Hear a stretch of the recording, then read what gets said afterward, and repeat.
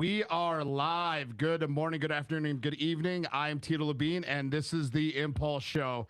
And with me, as always, he is the two-time not pull-out champ. He is a brand new Faja. He has done the cycle. He's got one boy. He's got one beautiful baby girl. He is running on virtually no sleep, and he's killing it. As a business owner and as a man and as a roommate, as a brother, as a cousin, we have Jeffrey Keeble. Yo, yo, yo, what's going on? What's going on, brother? Hey, you know what? I'm glad to be here. Glad to be back. Glad that I can still run off 3 hours of sleep. And yeah, just happy. Mm-hmm. I love that. I love that. Yep. I do too. You know, Father Jeffrey now. Dude, Faja Jeffrey. Faja, can you hear me? And also being here, the man, the king, the master editor who runs our studio, the guy who does it all, who gets views, who gets clicks. Creates magic with his hands and with his pelvis. We have Lau Keeble. Hello. I am nothing without you guys. I don't know about all I'm pretty sure you can. Yeah. Come on. You gotta stop it now. Yeah, you're way better than us. No, Yeah. no, I'm not. You want to get one or what? Yeah. Start this way. No. Yep. You got one for him? What? We're back with it. Okay. Yep. Here we go. And to my right, your guys' left. Yep. Those are at home watching right now. Yeah. The stand-up king. Ooh, I like that. The OK editor. Oh, we're going downhill. Hey, you know what? Yeah, we're still there. His okay is a lot of people's really good. Yes, that's true. That's true. OK editor. Still fine. Ooh. The guy that's been putting work in the gym. Yes. There we go. Getting those gains. Tito Labine. Yeah. Yeah, baby. You know, the only tough part about going to the gym is, working on, biceps, triceps, shoulders, chest, doing legs, man. I'm feeling really good, feeling more agile. I mean, my pants are fitting better. But you wouldn't be able to tell because I don't work out my core for shit. Dude, it's such a problem, man. Like people are like, oh, you're working on abs? I'm like, brother, I got an ab. I just got one big solid ab. Nice beer keg down there. And that's about as far as it gets. I always tell people that I work out to eat. Yes. I work out. That's basically it. I work out to drink. So yeah. And then I also eat. So, I mean, I'm just slowing the process at this point. You know what I mean? Like, you have been killing it, though. You've been going consistently for a while now. Thank you. It's good. And it feels, and I think the part of it is once, obviously, once things become a habit, I think it's kind of that feeling that you get of like, once you get past feeling sore and like feeling like shit, it just kind of becomes like fun then. So for me, it's like, there are some exercises that I like doing that are, to me, are fun. Or Jeffrey has shown me like a few different exercises. I'm like, well, it mixes it up and it makes it fun. Yep. And I'm like, okay, well, now I can work on that instead of just doing the same old routine. And then, Jeffrey's had to, he had to dad me a little bit. I wouldn't even say a little bit, but he offered a old man, an elder trick. An elder, yes. Let me tell you something. Yeah, an elder trick where my shoulder has been just killing me, man, and I feel like I can't quite get the chest workout that I want, and unfortunately, I had surgery. I was 20, turning 21, and I had rotator cuff surgery, and just, it's been whatever. And then now again, being 36, 15 years later, it still kind of lingers a little bit. You know what I mean? I'm still fine, but feels like it's burning, like a flare up. And like a flare up. and it's just and it sucks because then I feel like I can still push. Yep. But then it's like, okay, well then you're pushing through the pain. It's like, okay, well then do you make it worse? Do you inflame it? I'm telling Jeffrey this, and he's like, you know what you got to do, brother? He's like, you have to start using bands. You got to start stretching. And I was like, okay. Yep. So on Tuesday when I went, I started using bands, and I started doing kind of those similar workouts that I did when I tore my rotator cuff of like PT, where then, I'm stretching out bands. I'm kind of stretching out my shoulder a little bit more. And it did make a world of a difference. Like I can't. What'd you say? I can't just go in and start lifting anymore. So we can't go out there like a cheetah. Yeah. We can't get off the couch. Yeah. Just go for it now. Can't do that no more. And the progression has been something else too, because when I lived in Minneapolis, after work they had a gym, and I would go down and I'd try to work out, and I just couldn't do it. And I'm like, man, like what do I got to do? And that's when pre-workout was kind of, for me, I feel like it became a big thing. Yeah. Around COVID or after COVID, where then pre-workout was like more common, or there were more options, or I guess I hadn't worked out since fucking college. Because I never needed pre-workout. Yeah. You know what I mean? I never needed it. And then I got to an age where, Yeah, there we go. what was that? Jarrett, man. Oh, proud of you. Yeah, super proud of you, brother. Saying, man. Phoenix era for everybody. Yeah, Phoenix era. Jarrett, See? We're on our second year. Yeah. We're gonna get there. It's a long process. Yeah. It's about the journey. Yep. But yeah, way to go, Jared. Hell yeah. Proud of you. No soda pop. Love it.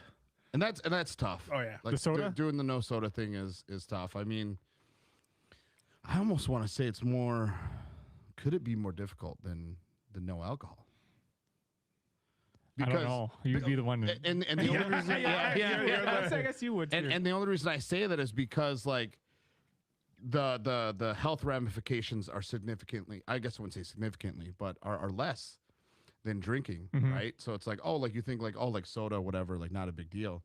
Whereas like alcohol, you're like actively trying, right? Yep. Whereas like if you don't drink soda, you're just kind of like, like right, well, like what's a 7-Up? You know, It's like a endorphin almost. yeah, Like, but it's like and it doesn't And feel it like a big setback. Whereas like right, if you're trying to quit alcohol, yeah. and you have a beer, it's like, you know what I mean. There's a negative stigma there, which To be truly honest, I think for me, quitting alcohol is probably easier than quitting soda, caffeine. That's what I mean. It's like because it's the caffeine, the sugar that you're indulging every day that is hard to get away from.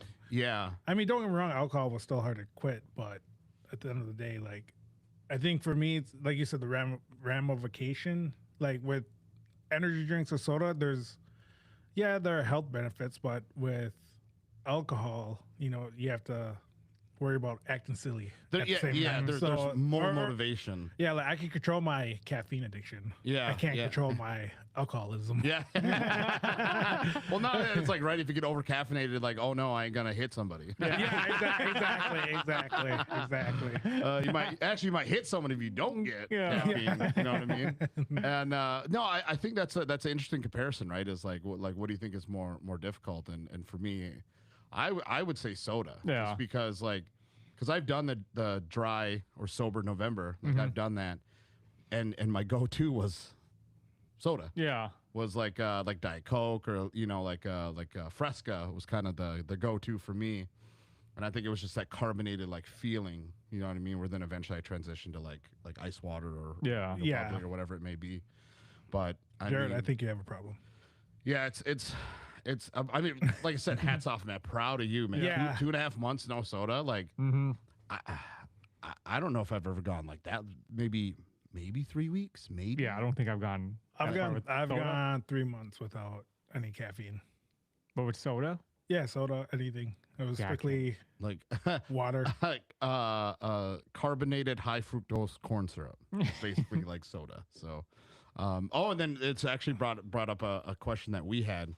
And I think we kind of like disagreed on it, but it was interesting. Is what do you, Johnny? You stop it, Johnny Holcher. You couldn't hold a candle to my DC drinking abilities. I mean, the sushi was one thing, but DC is another. You know what I mean? And I guess before we go any further here, I just want to thank our sponsors that have supported us in the past year. You know, we got first and foremost Race Driven. Thank you, Brian. Big B. Big hugger. Loves Coors, you know. Yep, Coors Light. Yep. Some maybe Paps, who knows. And then Todd from 21 Gun Roadhouse. Thank you so much for jumping on board in 2026. And of course, Bill Stein, the best shocks there is. Use code Impulse20 for 1% off. 1% off. Yeah, right. And then, you know, of course, Impulse Media, us. And then, and thank you everybody who has ordered Zero Fun Crew apparel that is supported our journey. And it's a 2-year journey, but yeah, we finally got a drop, and you guys definitely shouted out with us. So thank you guys. Thank you. Yes, thank you. Continue. The question that was posed was, do you think it would be easier to train for was it 150 mile like triathlon? Oh yeah, no, you said 100-mile race. 100-mile triathlon, where it's like biking, swimming, running, or getting to bench 315. Which is harder? Yeah, which you think would be more difficult? Probably the benching. No. Really? I said benching. He said benching. I think benching. 100 miles? Yeah. So, but this is where then I was like, I think it's different based on your body type. Yeah. Like me, like right now, right? Nowhere near built. To run? First of all, to just, I mean, 100 miles alone, driving, bro, is a fucking process. You know what I mean? It's like, right? Like I need my snackies. Yep. You know what I mean? I need my water. Yeah. You know, I need some sort of energy drink, and then I need my Twizzlers. You know what I mean? It's a road trip. But I feel like if there was an incentive for you to finish it, you could do it. I think so, but then I guess what would be the incentive? We already know. We already know, brother. If the incentive was if you complete a 100-mile triathlon and you get to marry, you know what I mean? I'm talking marry, like settle down, kids, like the perfect woman. I would do it in a heartbeat. What if that woman was picked out for you? No. What if it was like because it's a gamble, you know what I mean? What if it was a Hollywood A-lister, but that's all you knew? Would you gamble this thing? I don't know, because then somebody could pick like Zoe King, you know what I mean? The fucking little weirdo. Yeah. You know what I mean? Because it's like, I'd pick Billie Eilish. See, that's what I mean, dude. It's like, dude, But that's where we disagree, though. but you're- Miss Cat Piss herself. But you think Billie Eilish is not good looking? No, she just looks like she smells like cat piss like all the time. I don't know. But no, I think because I've been in both positions of running and lifting, I think benching is way harder than the cardio portion of it. I don't think so, man. Here's the thing. Because you could steadily gain mileage every day, and increasing your cardio. If you're and benching is like you hit so many plateaus lifting, and because even right now, what was it? 300? 350. So it's like 3 plates on each side, basically.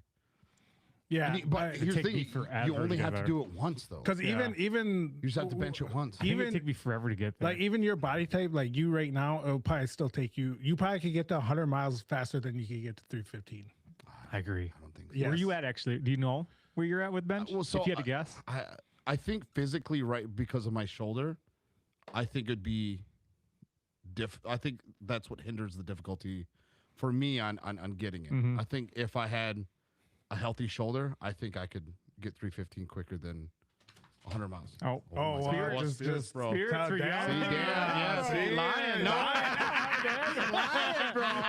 That's a Damn, fire tell me, put it behind you. All of a sudden, I'm like, oh, I can get to 100 miles. It hangs itself back up. But yeah, no, I think even given your shoulders, I have bad shoulders. Yeah. And I think last year I hit 345 last year. Yeah. And that took me 6 years of steadily getting there to do it. And then once I hit it, then I just started ego lifting even more. And I also But- feel like I would have a head start on 315 Yeah. than I would on 100 miles. You know what I mean? Is my body type? Am I, even think- able to get there? Well, and Me? that I think so. I mean, yeah. you think if? But again, it would Interesting. probably take you forever to get there. I'll run 100 miles right now. But Yeah, see, and I think me and Tito, we could probably get to 100 miles faster than we get to 315. If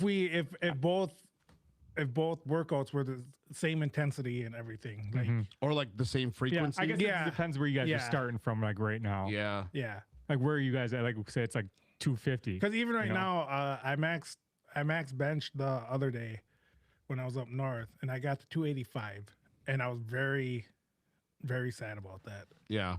And because I was like, damn, I was like, I only need another 35, 40 pounds Yeah. to get to 315. I'm like, just to put on those extra 40 pounds, I'm like, I have to do so much just to get there. Because I got 315 twice in college. 1, 2, and then I tried 325, and I like didn't Yeah. technically didn't get it. It was like 7/8, so I never counted it Mm-hmm. because I had to have a little. Yeah. I had to get the little, and I was like, wow, to me that didn't count because I was like, you didn't finish it. Yeah. So But no, long ago, though. like to hear you guys' comments, your Was. suggestions. was But no, I'm with Lyle on this one. I think 100 miles was easier to get to than I think you don't realize how long 100 miles is, man. I do know how long 100 miles is. 100 miles is a fucking long way.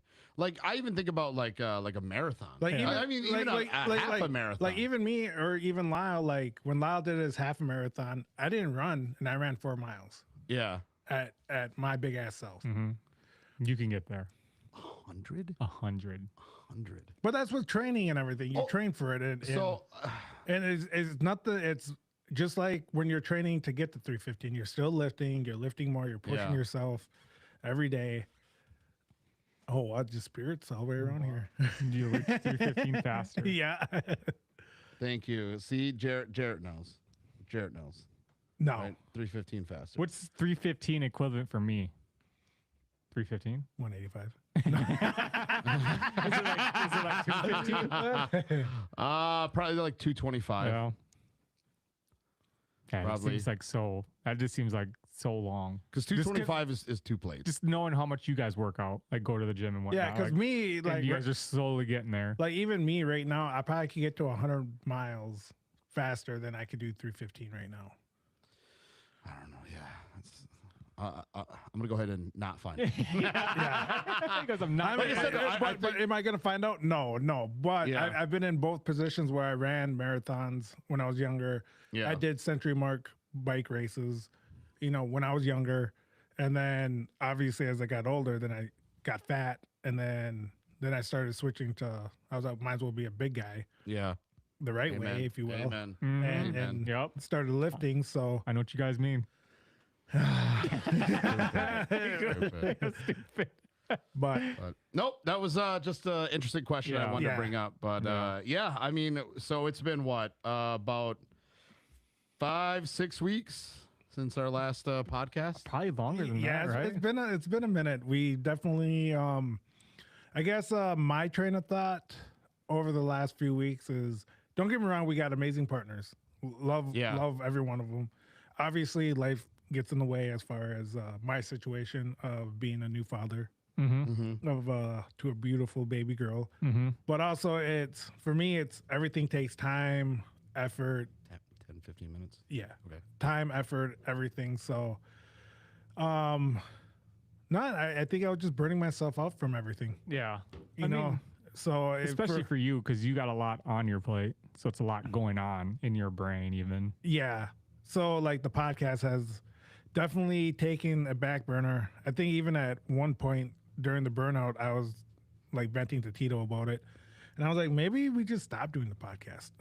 Yeah. I was so, that's how burnt out I was. I was just like, We're not making any money out of it. Don't get me wrong. We started this because it was fun. I mean, look what we built here. You know, we're on, you know, so, you know, it's just taking the time away, but also realizing the fan base that we built and everything from this podcast, because 90% of our fans are from this podcast. Yeah. And, you know, it's just, just burnout at the end of the day. And, you know, just my thoughts, my thought process at times is very negative. Yeah. No, and I shared that same sentiment with you when you were talking about it, because it's like, you know, after race season, you know, we kind of fully, you know, leaned into trying to make it a full-time thing.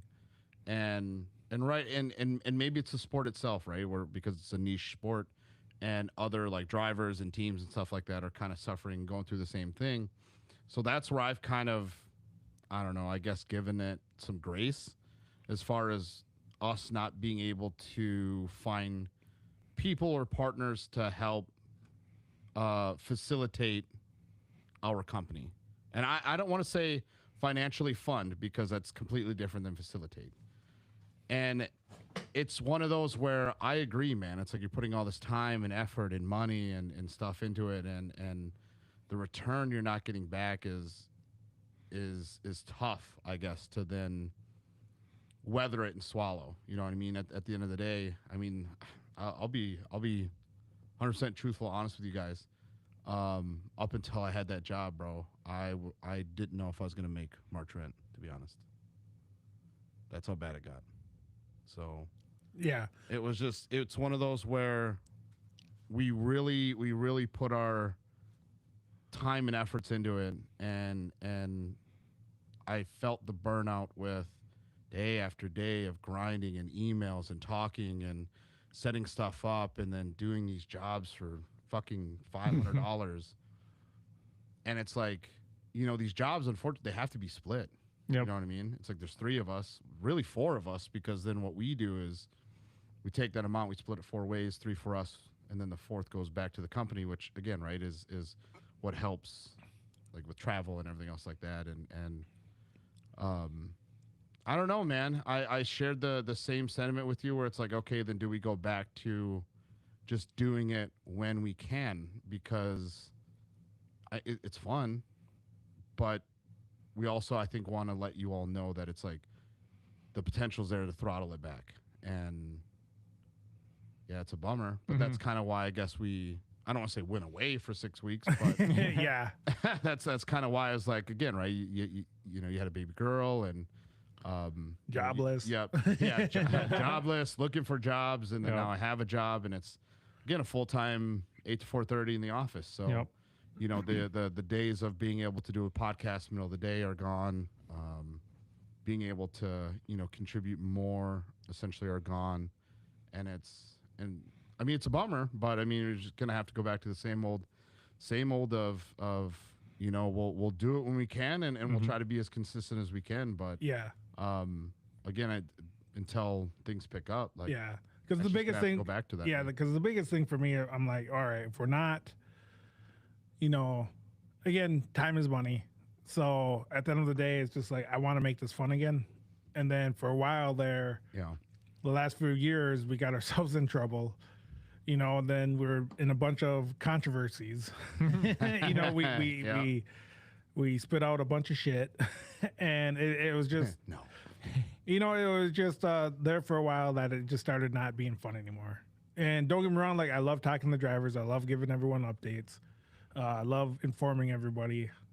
Basically, everything in my life revolves around off-road. So, you know, it's just, again, like I said, just, you know, maybe next week, maybe not. Who knows? This might be a once a month thing where we just do everything at once. I mean, who knows, like, at this point. But hopefully we get out, or all of us get out of this little funk, and maybe the wintertime blues, who knows. But we're here. We're here now. Yep. And we're gonna keep on grinding as much as we can. So damn, I almost started donating plasma. that's funny. That's funny. That's part of the reason why I couldn't make it too. I was donating plasma. Oh, really? Yeah, Yeah. yeah. Takes a very long time. That's what I said. So a buddy of mine from Minneapolis was like, he's like, hey man, he's like, I've been donating plasma for 7 years. I was like, what? He's like, yeah, I've made like 15,000. Yeah, yeah, it's crazy. Fuck, man. And he goes, I got a buddy who's gnarly and he donates his stool. What? Yeah, in Minneapolis. I was like, what? You can do that? That's what I said. Your I said, you stool? can do that? I'm like, I'd do that way over. Sticking a needle in Yeah, there? Then doing plasma, dude. I don't know, be like, what do you want me to eat? Yeah. You know what I mean? Like, yeah. I'll eat it for you. Yeah. What results you looking for, my boy? Probably where all of our burgers come from. Yeah. But yeah. But no, but yeah. So, no, we're here. We're live. We love it. We're here for you guys, Yep. and we're gonna continue doing this as long as we can. Like, it's even to the point now, and again, like I said, not to be Debbie Downers on the show or anything about us or what our future holds for us, but the Gladiator Awards might be off the shelf now. Yeah. Might be done doing that. Just all these little things that we do with the series is starting to go back a little bit, take a little back burner. But I do want to, and we'll probably talk about it later again, but I just want to put a little note in you guys' head. But the app, we put some time and effort into the app, or not us, AJ from Speed Motive has been putting and grinding time on the app.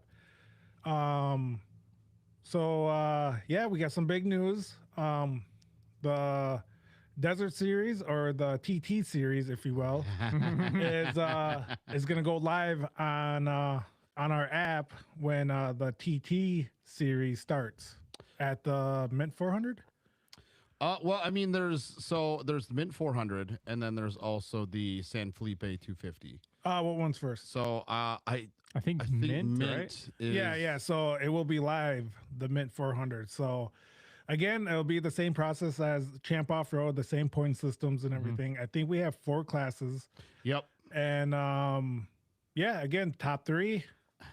And hopefully we don't get sued. Yeah, well, so, and I think the way that it's on the fence with this one. So we've got TT, which is for some of you desert fans, is the premier class where the vehicles are upwards of $1 million.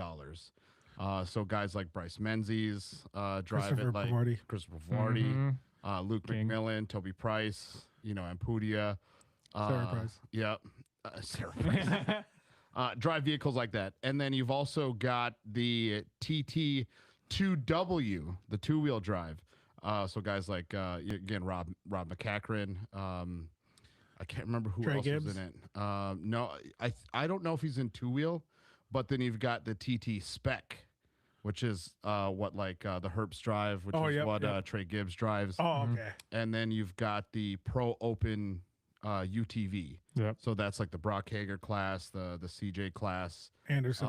the Caden McCachran class, the Ronnie and RJ class, Doug Matag class, the class that Doug and Keegan ran. So those are going to be the 4 classes. I think we're just top 3 on who you think, and then we're gonna run it. We're gonna see if we can get some of that desert audience to be interested in the fantasy app. Since again, right? I mean that the Desert Series has been around for what 57 years, 56 years, something like that. And I don't think they've had a desert fantasy app yet. So I think if we can tap into that, combine short course and desert, I think it's a possibility. So if some of you West Coast guys out there hear this, man, spread the word. You know what I mean? So like again, right? Not everyone's a short course guy, but everyone can be a desert guy. Download the app, start picking, and then let's make it a thing. You know what I mean? Is we're leaning into desert, and it was clearly evident that we are now kind of into the desert scene because KOH. Yep. What a weekend. You know what I mean? It's we went out there, and I think when you experience it, you get to see it. It's something else. Yeah. You know what I mean? Even just us working it, like when sometimes we're working these events, we don't necessarily get to enjoy it as like maybe other people might think. But I still had a great time at KOH. If anything, it's like it's cool to like be where we're at. You know what I Yep. mean? It's yeah, sure, it's fun to hang out in the crowd and party and atmosphere and stuff like that. But where we're at, man, is so cool to be a part of like these journeys and Yep. these stories and just seeing teams in a different light is so cool. And then watching KOH this year, I mean, we had a big watch party at the apartment. And that was dude, Just me and you. Yeah, yeah, Oh no, it it was was- me, you, Rob, and Trista. Oh, Trista. Yeah, But it was mainly me, you, and Rob. Yep. And yeah, I mean, we had the KOH, dude, we KOH, had the Royal Rumble. Royal Rumble. We had Supercross. Supercross. Dude, it was a vibe. Dude, we had drinks, we had pizzas, we had chips, we had dips, man. It was a good time, man. We were watching Desert. We had the tracker like on my laptop and my screen. And then yeah, I mean it was a good time. Yeah. So I mean, I think we're leaning more into that. I know I watched the 1,000. I was down by Zitsky, and I was watching the back half of the Baja 1000. I ended up staying up till like 3 a.m. It was like 1, 2, or 3 a.m.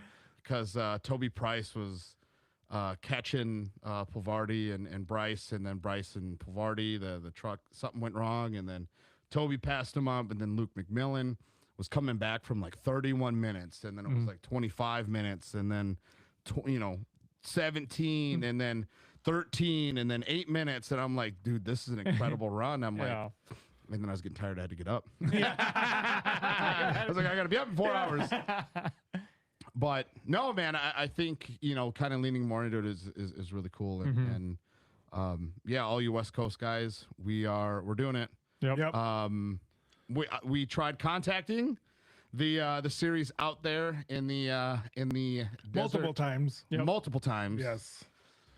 And didn't hear nothing back. So, if they're on board, we'd love to have them on board. We'd love to utilize their name, but in the meantime, we'll just find a way around it.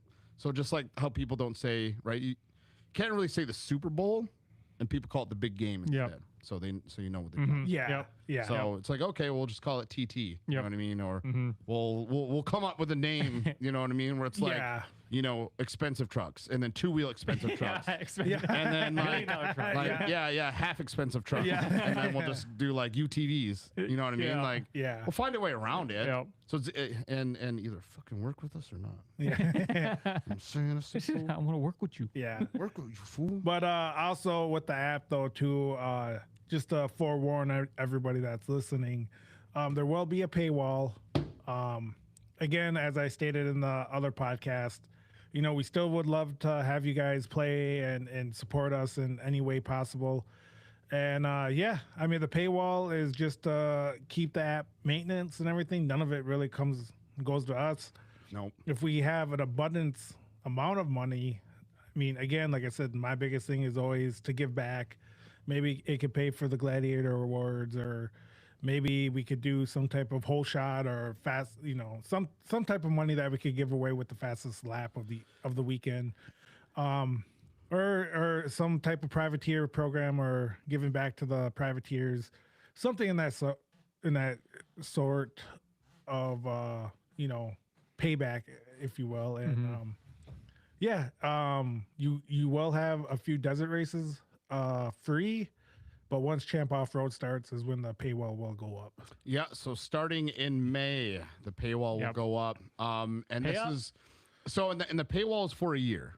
So Yeah. it's not like it's right. It's not like it's like Flow, where you're getting a few months here and there. It's for the entire year. So it's going to be starting in May, right, and then it goes till the following May, and then it renews. Yep. But the best part about the app though is that we're like, okay, if we're going to do this, it has to be utilized year round, and by including desert, Yep. it starts essentially in March, and then it ends in November. Yep. So then you've got what, December, January, February. So 3 months. I mean, you're not getting use out of it. and then not quite sure what the amount's going to be yet, but it's nothing too like crazy. Yep. You know what I Yeah, mean? it's not going to be $48 a month. Yeah, for $48.99. No, it's again, it's a yearly subscription, and it goes towards the maintenance of the app. Unfortunately, every time we have to make a change to the app, it costs money. Mm-hmm. So and Even just to update points, it costs dude, money. yeah, just to update points, it was like a couple $100. Yeah. So it's like if we're doing it 8 weekends out of the year at a couple hundred, I mean, you're looking at just $2,000 some dollars in just updating points. Yep. You Yeah. know what I mean? And we're asking for nothing in return. So all of your guys's contributions go towards the app, towards the maintenance of it. And again, right, if we get a bunch of people that are on board, then it's like, okay, well, then we're going to start including more prizes because, I mean, right, we're not in it for the money. If we're in it for the money, we fucking wouldn't be here. Yeah. We take 6 weeks off or something. Yeah, right. No, it's again, right, we want to give back. So if there's an abundance, great. We're going to find a way to utilize that money somehow and put it back towards the sport. So, Yep. Should I let them know to join yes, soon? yes. 5 or 10 minutes. 5. So yeah, I mean, again, I'm fully excited for the app. It's something that we had talked about, was just not only like doing short course, but also doing desert.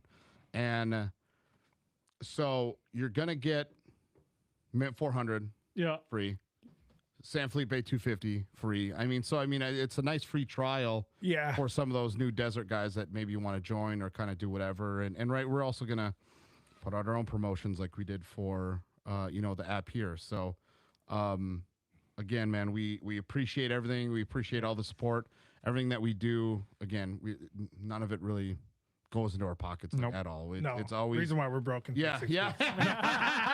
Yeah, right. Reason why I blew through all my savings. Is that we do it for the love of the game. And at some point it's like, we need gas money.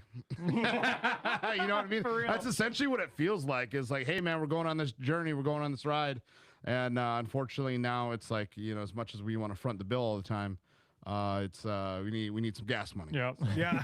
Unfortunately, it's the way of the world. You know what I mean? It's getting more expensive, and we know it's not easy on you guys, but we appreciate everybody who sticks with us, and we wish obviously Yep. we're different, right? I mean, fuck, in a perfect world, everything be free and we'd be on Rush season 7 right Yeah, now. right. So, you know what I mean? That would be a perfect world. You know what I mean? Where then but it's just not how it works. Yeah. So. We almost went into season 3 of Rush. Yeah. Right. Yeah, man. There were talks of season 3. We're like, do we just do it and just call it or what? So, I mean, like I said, boys, guys, girls, people out there, you see us filming Rush 3 unfunded, just know Nope. that's a swan song. Yeah. That's it. How long do we got till they're on? A couple minutes? Yeah. Speaking of Rush then, when we were out west, Yep. someone was into it and asked us how much it would be to do it for that series, Core. And then I said, if you're going to fucking pay, I'll do it. I'll do whatever. Just to try it out. Yeah. And then, So we are in the talks with the Chorus series Yeah. to do the UTV side. You got little Renazenter in there. Yep. Rob Mack was there. Yeah. Rob Oh, Mack was dude. there. Yeah. What's his name? Augie Renazenter?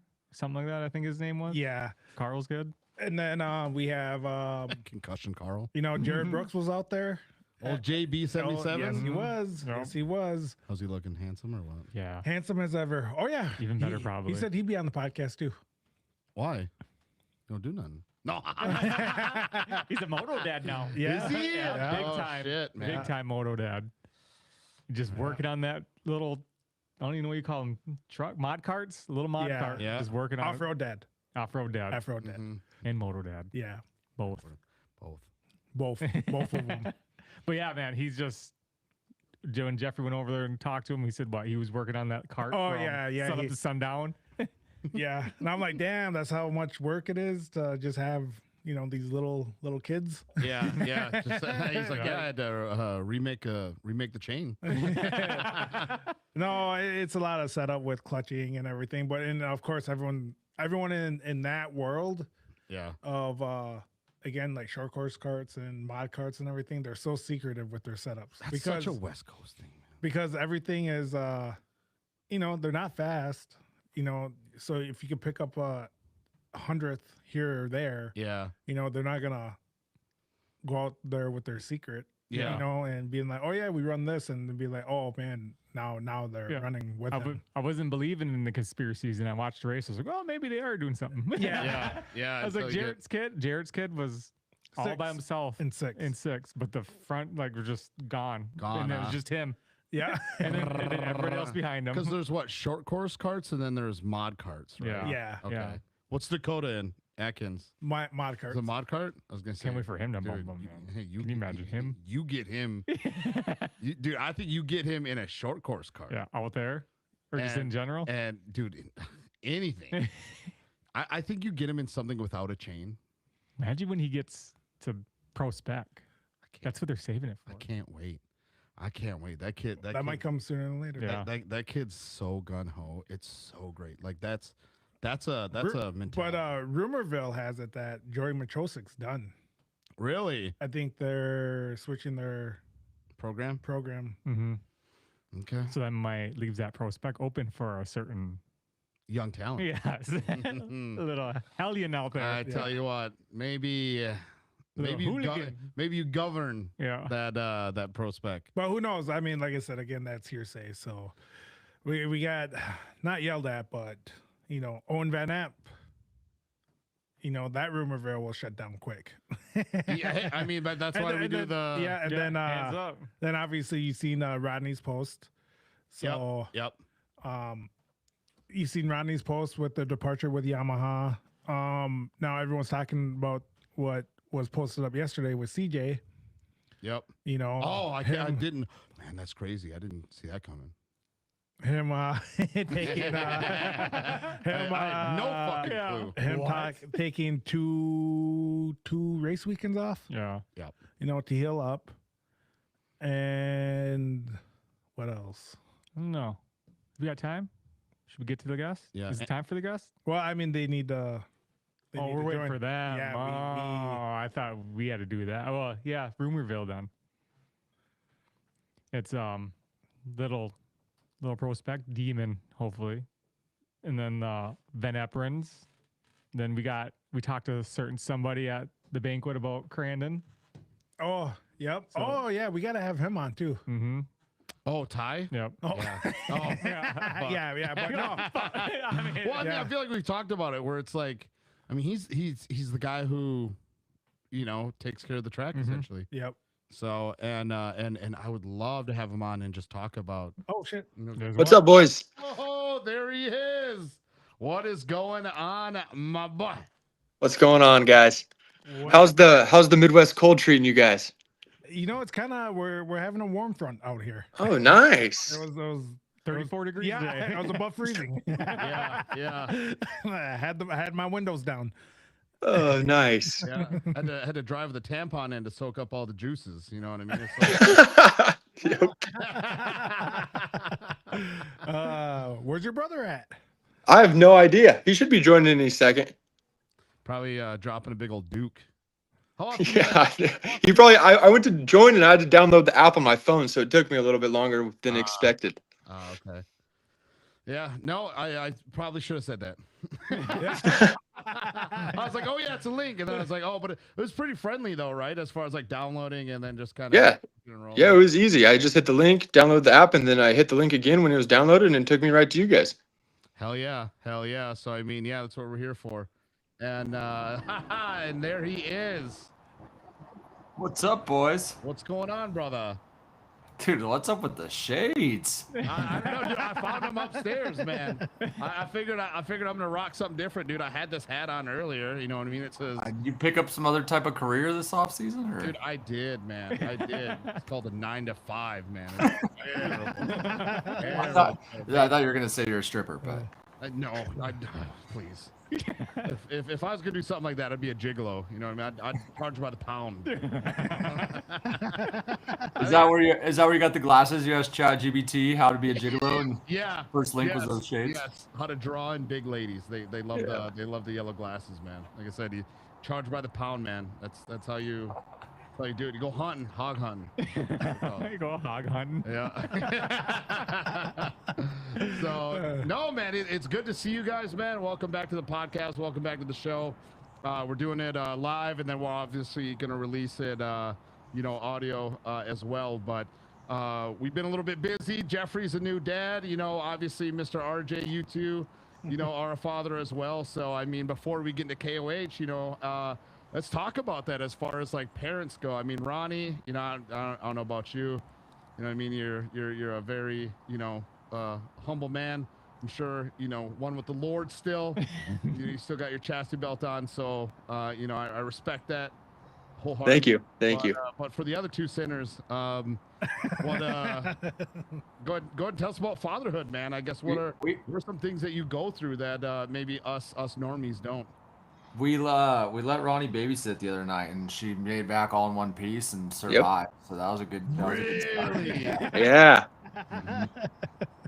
Yep. So that was a good start. But no, it's been awesome. So it's cool to bring her to the races. Brought her out to King of the Hammers for a few days, and so she travels with us, just kind of part of everyday life now. So it's been fun. Congrats, Jeffrey. How old your baby, Jeffrey?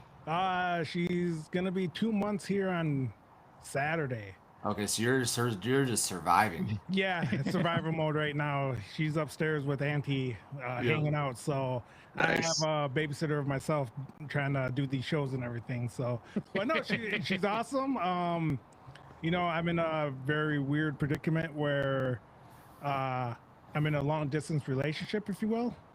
So Mama Bear needed some time off and got to have her for a few days or for the week here. Nice. And I hear the stories of, oh yeah, me and Vinny been sleeping all day. Well, I haven't had that yet. That's a lie. Yeah. I wouldn't count on it either. Yeah.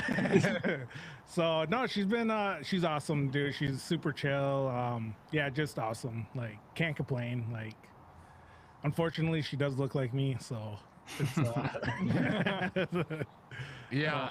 He showed me. So he sent us pictures after she was born, and hey, guess what time she was born at? She's born in the morning. Guess what time she's born at?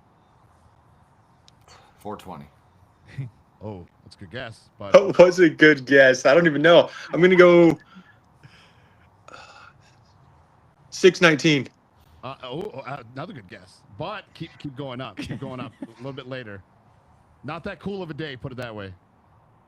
Like 11:59, like almost the afternoon. I don't know what you got. It's so I'll give you a hint. It was September. Oh, 9/11. What a start. What a start. Yep. Yeah.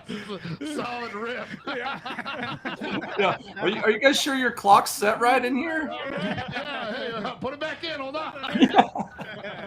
yeah. It says 38 seconds. Hold on. Yeah, right at 9:10, I looked at it. I'm like, all right, hey, now you can start pushing. Let's go. Yeah, Let's yeah. go. You get him. He's on the belly. He's like, all right, come on now. Trying to make history here. No, he sent us a picture, and I was like, man, I'm like, that's your kid, man. I'm like, who's the mom? I'm like, I don't even know if like, I think he cheated. I don't even think that's He cheated. Yeah. I Did know. he give birth to? Yeah, right. Yeah, is that even your mom, man? I watched it come out, but I'm not believing it, bro. 9/11. It was an emergency in there. Yeah, right. Absolutely, man. Yeah. Second baby has hit the stream. Yeah. No, but no, dude, it's awesome. I got a chance. Actually, I think it was KOH, right? When yeah, she was there. I got to hold it, man. It was really cool. Like Hold it. I was hold her. I got to hold her as Mr. RJ was out ripping around the desert. So that was Cool. pretty cool, man. And I mean, first, right?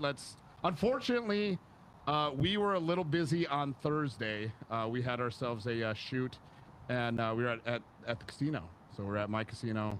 Nice. Filming stuff, while Mr. Ronnie Anderson was out ripping around as well. So, Ronnie, let's go ahead and start with you first, man. I mean, you're making us proud, and then you know, Not so proud.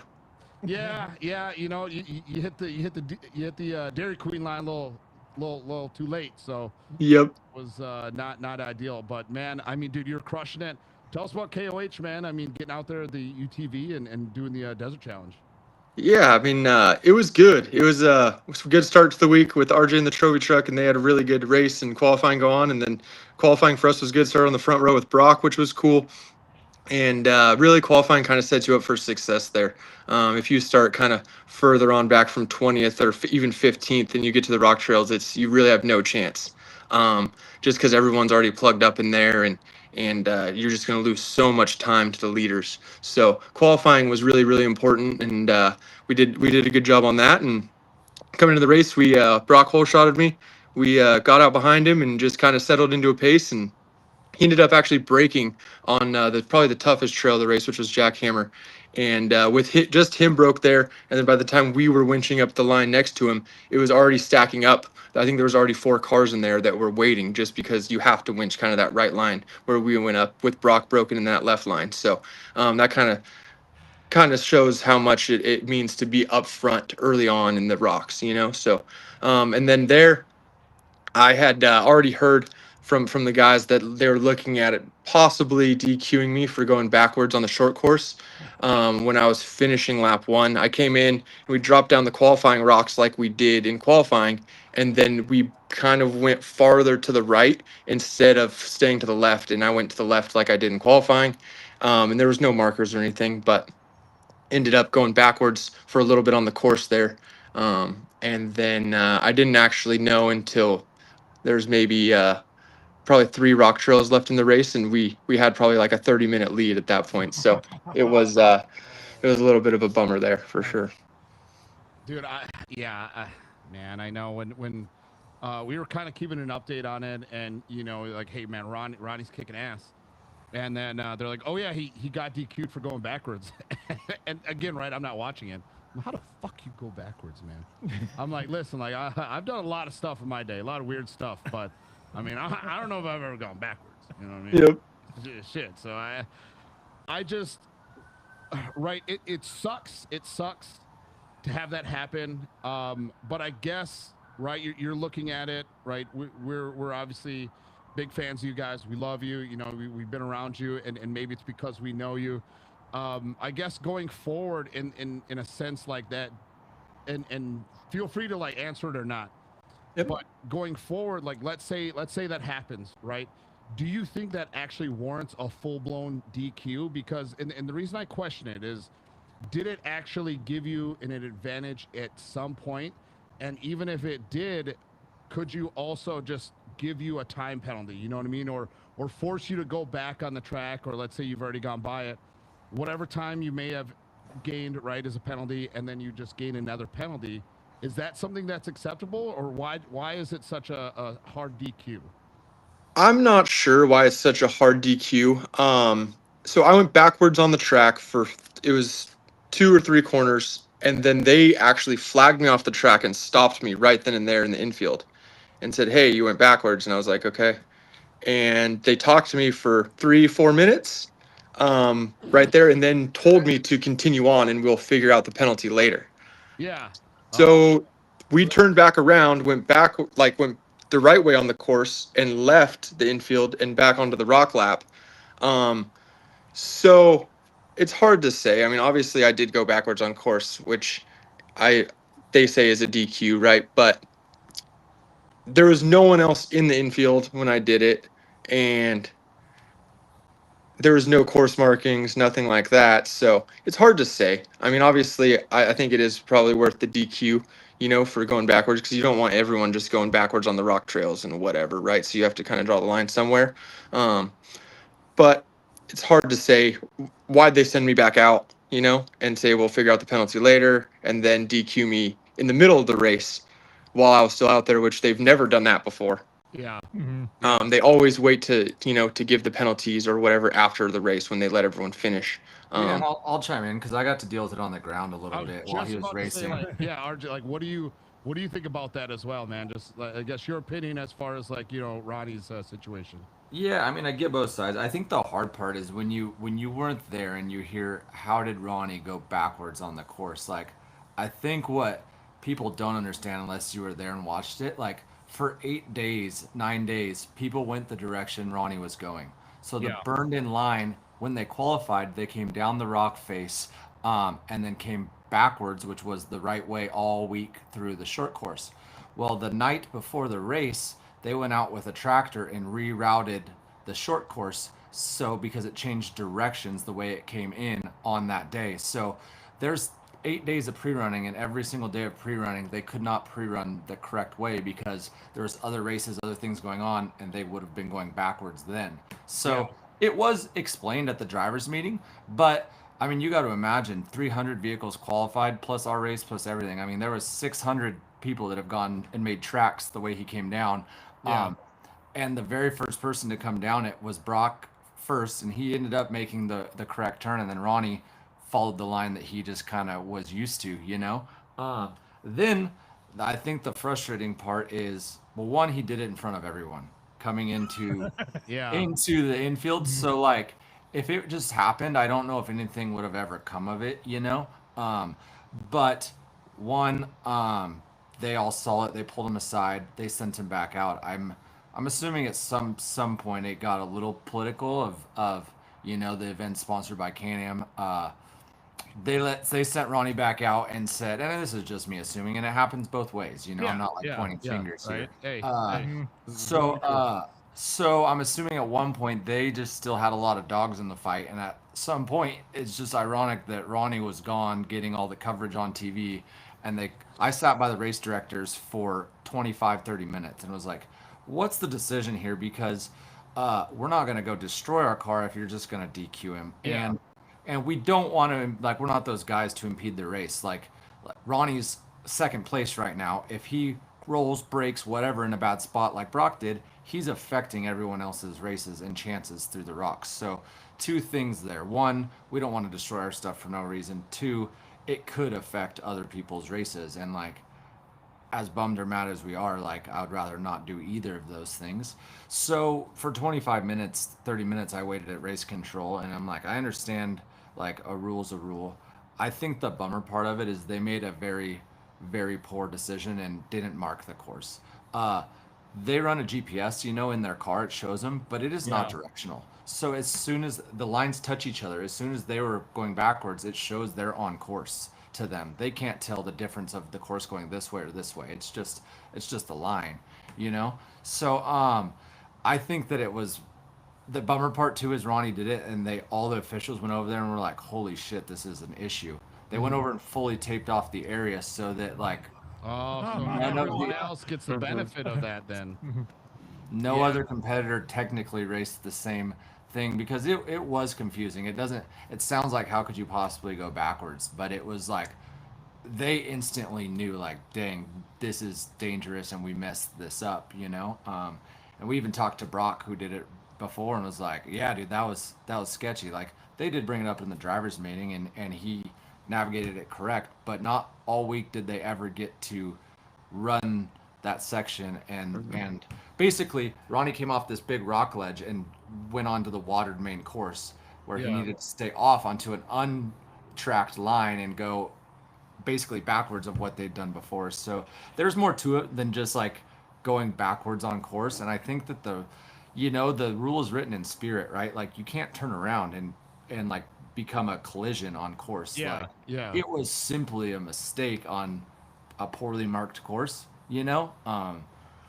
So a penalty I think would have been good, but what do they give him?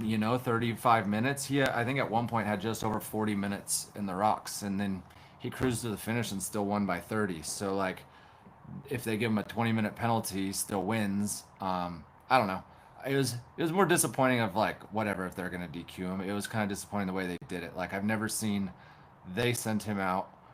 He was leading, got through every hard rock trail, and then they like pulled his name off the leaderboard, pretending like he just wasn't there. Like, Yeah. Yeah. I'm like, DQ him at the line. Then what? You called me on the phone? Like, what do you want me to do? Like, send a smoke screen? Yeah. Yeah, shit. I'll set one out for you. Yeah. No, and I think that's the unfortunate part about it, right? Is like just the super confusing nature of it. And I think, right, anybody, in that situation could have easily made that mistake, given all week, right, that the course has been that way. I, I look back on it now, and it's just one of those things where you're like, okay, well, if you're gonna DQ Ronnie, or you feel that this was like, a mistake, let's be honest, it's a preventable mistake. You know what I mean, on their part, because they obviously clearly felt the need to have to go and rope it off, essentially. So I think that it's like, okay, if you're gonna go do that, if you're gonna go rope it off because one guy made a mistake, then you can't DQ the one guy. Either you DQ him and you leave that open, and everyone else has to deal with it, or not. You can't just DQ the one guy who made a mistake. You know what I mean? Because then everyone else benefits off of it, willy-nilly, no problem. You know what I mean? So that's just, I guess, my viewpoint on it. I mean, you're right. Given Ronnie, I've known you for a while, and it's sure we're friends, but I mean, again, if you're gonna do that, then let everyone else do it. It's got to be fair, right? If it's raining, everyone's got to drive in the rain. You know what I mean? If that's the case, then everyone's got to be able to either make that mistake or not. So that's where I disagreed with it. Is if you do that, then just give him a penalty. Even if you give him a half-hour penalty, like, okay, he still earned the win. You know what I mean? Like, you can't take away everything that you accomplished and you've done for this because they couldn't, make a proper course. So again, right, I have no skin in the game. I have no problem saying it. I mean, I know I had my fair share of things to say the following week with Paul Wolf. So I mean, again, I ain't gonna bother me none. You know what I mean? Good luck taking money from a guy who's broke, bro. So no, at least that's my thought on it. I don't know how you guys felt, right? Like you said, RJ is again, you kind of had your piece, but Ronnie, right, obviously you're more affected by it. Can you kind of agree to a certain extent, right? We get it, rules are rules, trust us. We've heard rules are rules, because we've had our fair share of disagreements with series out here. But I guess, Ronnie, from your standpoint, what did you feel would have been like a proper penalty or kind of outcome, I guess, for something like that, given what had happened? Yeah, it's tough because obviously we did make the mistake too, right? And we heard it in the drivers' meeting. But it's also good that we did it in second place, and came through there when there was no one else available on the short course track, instead of when 15th place came and there was 12th, 13th, and 14th still on the short course coming backwards at them. Yeah. So it's hard. I don't know what would be the right thing, but I think it's obviously there's an open-ended thing in the rule book. There's not a for sure rule of what says this is the penalty or this is the DQ, because it seems to say that a purposely backwards on course, is a DQ. And we didn't go backwards on the course, to gain an advantage or to do anything like that. So that's the hard part for us, is it was just a mistake on a not great marked course, so, and then by the time we've noticed, it was just too late. So it's hard to say what the right call would be, but it'd be nice to just know, I guess have it all spelled out would be ideal, but that's a perfect world, Yeah, and I think it's gonna be a cold day in hell you ever get an apology from the series. You know what I mean? For sure. It would have made it feel better, I think, of them to say, "Hey, the rules are rules, and we screwed you guys." Like we did a bad job here, and that was a major safety issue, and you're getting screwed on this, but we have to enforce it. It would honestly, I think, felt better because I still, think that they were gonna have a major issue on their hands. And what happens if two people go head to head on the course? It was, gonna happen for sure. For sure. And I mean, me and Cole have a lot of miles in a desert car with a GPS and all the stuff. And there's people that qualified 45th position that probably is their first time reading a GPS, So, obviously, like I said, it's our fault, but it definitely could have been a lot worse if we didn't do it when there was no one else in the infield, Yeah, and I hate to, and this is, I guess, tough for me, right? Is, to be fair, I've never, officiated a series, so you do have to be black and white in some point, but I mean, it's just hard for me to kind of go away from that with situations. You know what I mean? Like, circumstances always add to what it could be. I mean, you guys with with like so we talked about like Keegan and Ryan beat like that whole thing on Sunday.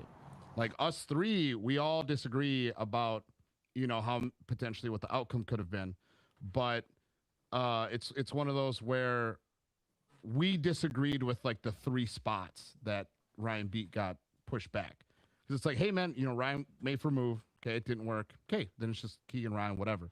But for them to get like three, essentially spots taken away is wild. So circumstantial. I mean, again, same thing with Ronnie. Like you said, no one was on the course, so I give you a penalty and move on and just say, hey, don't let it happen again. We messed up the course and block it off and just say, hey, Ronnie went backwards and that's our bad. So, but I mean, other than that, Ronnie, I mean, how was the course? I guess from your standpoint, being the UTV. I mean, again, right, you're out there, you're kicking ass, man. You're looking great. You're doing wonderful.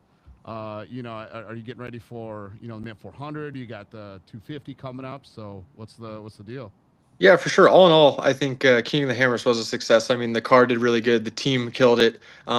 We had literally zero issues the entire day. I never got out of the car one time. Cole winched twice. We had zero flat tires. We had literally no problems at all. We kept it moving the whole time.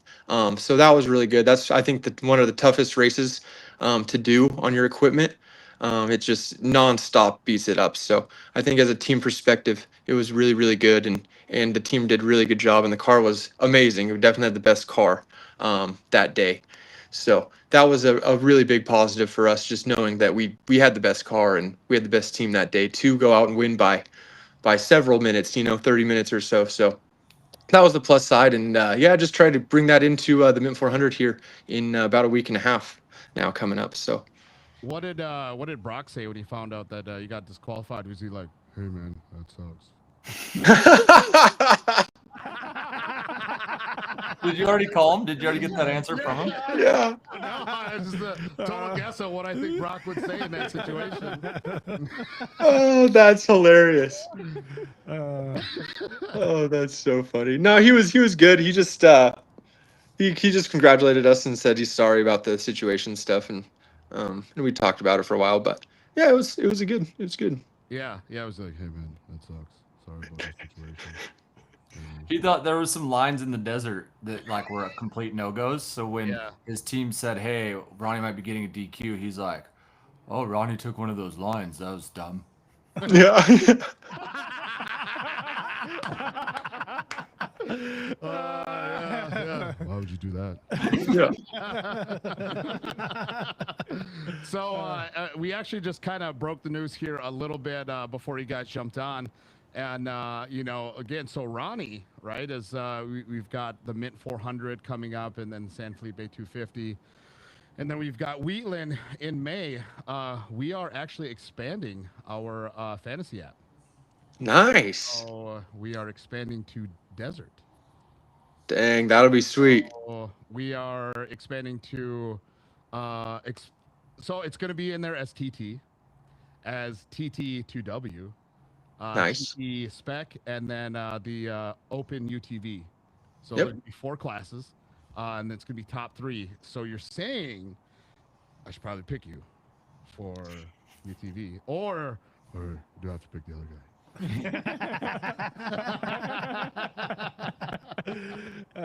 It's gonna be a toss-up. There's a lot of really good guys racing the Mint. I think we have like 63 entries or something crazy in just the Pro Open class for the Mint 400. So it's gonna be a crapshoot for everyone. So there's probably 20 good guys that could win it, honestly. So it's gonna be a crazy race. Yeah, and I think right. I think that's the thing that I'm gonna have to do for AJ is get more of those names, confirmed names, so that we can have those and get those put in. As far as like that stuff goes. So, no, we're excited, man. Like I said, we're expanding into Desert, trying to make it more useful throughout the year. So we're stoked about that. Again, man, I think it's great that you've transitioned into the UTV class of it. Again, man, you did great at Hammers. Bummer deal, but even a bigger bummer deal.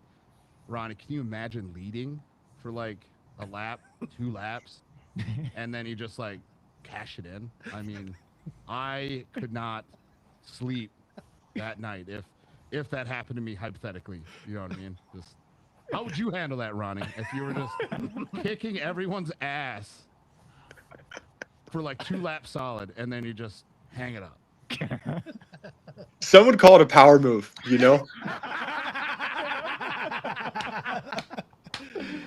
Oh yeah. So Yeah. just as fast as you can and be like, oh, well, you're going to have to catch the rest later, you know? Oh man. So RJ. Oh man, dude. I hope you listen. And I'm gonna try to say this as dramatic list as possible. But you broke hearts that day. And right, I understand. Right, things break, things go on. But man, to give the guy another fucking silver platter win is just so heartbreaking. You know what I mean? It was just like it's like early CJ Grieve stuff. You know what I mean? And right, I have no problem, man. I've told CJ like you had some silver platter wins. I mean, you got handed a couple. You know what I mean? It was back when I was very, very adamant against, him. And man, it's just I don't know, man. Tell us, right? You're in the TT. You're kicking ass, man. We're watching the stream. I'm fucking half drunk. Like, what happened, bro? I know. Christopher's already got such nice hair. It's like he can't get the trophies all the time, too. yeah, right. Yeah. So, I mean, sometimes it's the $1 million truck that breaks the $70 part, like $65 part that the Napa guy brings, So, but yeah, it's like karma. I lost a belt, and it's like I'm finally the UTV guy that got into trucks, and I still lost a belt.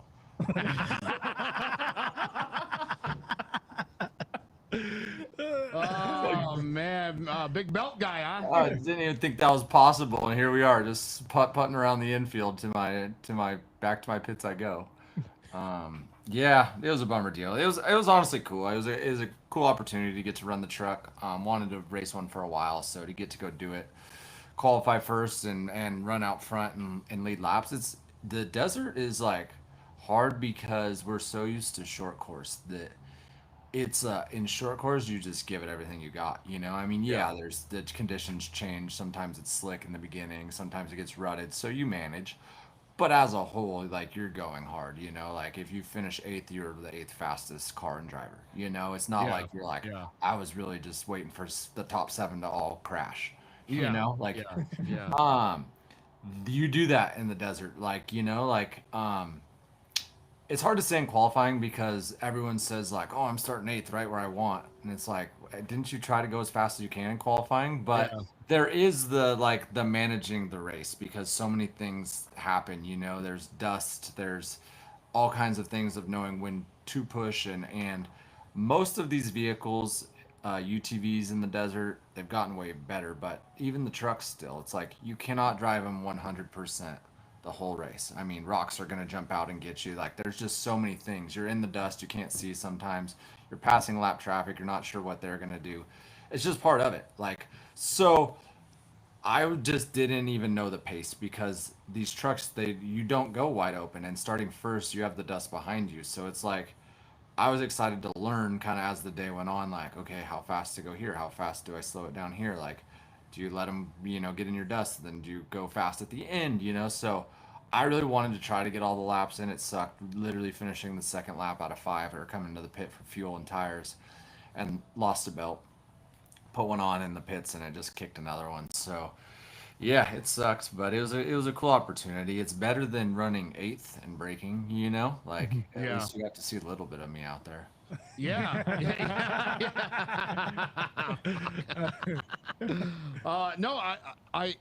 So how often have you actually ran, like a trophy truck like that? Like, say, I know, right? You're very capable driver. You've put your hands on a lot of steering wheels and a lot of different vehicles. How often are you actually in a trophy truck in like a race desert situation like that? Yeah, it was only my 2nd time. So I did. I'm creeping my way up. I did 1 lap at King of the Hammers last year and broke when I was in 2nd. And then this year I was in first and did 2 laps. So if they make the next race 3 laps, I'm looking pretty good. Dude, hell yeah. We might start making start doing sports bets. You know what I mean? Over under 2.5 laps. 2.5 laps, RJ Anderson minus 800. Yeah. Yeah. We're talking money line here. That's awesome. So yeah, no, I mean the reason I ask is because I mean, right at the end of the day, still, right, you're a Pro 4 driver, you're a world champion, you know, you're a Red Bull Cup champion. You know, so it's not like you're a slouch, you know what I mean, in a trophy truck, you know, of that magnitude. But for you to go out there, essentially kind of your second time race pace, I mean, you did absolutely incredible. You know what I mean? You've got guys who've been in it for a while, or, you know, who've kind of been really out there, you know, as far as the desert scene goes. And, you know, for you to kind of throw down like that, I think is awesome. You know what I mean? We're seeing more short course guys kind of get into the desert scene, and it's cool to see them, you know, throw down in qualifying. And it's cool to see, you know, you guys lead races and stuff like that. And it's just the unfortunate part of it, right? Things breaking or, you know, shit happening. So for you, how do you think that you felt? I mean, again, we're short course guys. We love seeing you guys, you know, go out there and do well. How do you feel that you did, RJ, all things considered? Yeah, I mean it's fun, right? I think we're like the hybrid guys, the guys that do short course and now race desert and stuff like that. So it's funny because like you know you do these picks, and I don't think anyone like picks me or Ronnie to go out and win. So like for Ronnie to finish first in the UTV race and me be leading the truck race, like it was cool because there was good competition and stuff out there. So at the end of the day, you know, you're gonna look up the results, and it wasn't either of us. So I know. Well, that's so why I give you guys justice, man. That's why I talk about, like, again, man, silver platter boy. It's just at some point, you know what I mean, he's got to shake it and earn it. yeah, it is funny. It was honestly I said to a lot of people like it's crazy how easy the truck is to drive. Like it's a big 8,000 pound heavy truck that you're obviously having to read the desert, and I've done that for a long time, but like it just drives so smooth and easy. And there's a reason, like you see in desert racing specifically, like everyone that's winning is getting Mason all-wheel drive trophy trucks. And like now that I drove one, it's like feels like it's cheating. Like it's was just easy, and I mean that in like a compliment Yeah. to those guys. Like easy to drive. Like it does everything, not like it's predictable. Like I didn't feel like I was out there like pushing. Like in a Pro 4, you're like sometimes throwing into the corner. Like, well, I might roll, it might work, it might spin out, I might break. I don't even really know at this point, but I'm just hanging on. And maybe that's just my truck, but that's how it goes sometimes. Let's say flashbacks to Glenn Helen. Yeah. Exactly. And you don't ever get that feeling in this because it's like, you know, you're not in that last minute sprint. You're going, you know, you're the long distance runner, and it's so easy to drive. So it was fun. I mean, it's crazy like getting used to those speeds. I think there was a spot where like for 10 minutes straight I never went below like 115 miles an hour. So you're just running through the desert like going 135, and it's just like eats up the roughest terrain. Like it's honestly crazy because I'm used to UTVs, razors, and like pre-running and looking at the size of the holes, and you get to them in the truck, and like I check up a little bit, and then like I'm like, dude, you can literally hit stuff like twice as fast. Like a 30-mile-an-hour hole for a UTV is like a 65-mile-an-hour hole for the truck, and it just eats it up and just keeps going. So it was cool. I wish I got more seat time in it because like I only did 2 laps, and so I got to see everything twice, and I was having fun. But it was like hard to explain because it was easy to drive compared to the chaos like maybe that's like Pro 4 where you're just on the edge of disaster the whole time. Yeah. And so, right, I always like kind of cross comparing, you know, different disciplines. Um, because I've seen it where short course guys go to desert, and I've seen them do, I mean, fairly well. You know what I mean? All things considered. But it's not often I actually see desert guys come to short course. Which I mean, right? Why would they? They've got all these good deals. You know what I mean? All this money kind of thrown into that sport, and then you're trying to go into short course. And maybe I'm out of line here, and maybe I'm biased, maybe I'm overweight. But do you think? Do you think that short course guys have an easier time going into desert than desert guys would coming into short course? Yeah, I mean, I think it's a fact at this point. You know, I don't think you could deny it. Look at the Bryce Menzies, Christopher Pulverti, Brock Hager. I mean, like, look at the guys that are winning races. You know, the guys that are successful in short course and go to desert. Sometimes, like even us, it took us a little bit to like figure out like, well, let's not break the car. You know, it's not that we never had the speed, but it's like you got to be there at the end. You know. CJ qualified good at Hammers, was running good. Like I would say, short course guys have harder times finishing and being keeping their equipment together for the duration. But I don't think any short course guy in desert has ever had a problem running the pace in a short amount of time. So and maybe it'd be fun is to talk to somebody who's maybe very prevalent in the desert community, but I mean just paying more attention to desert.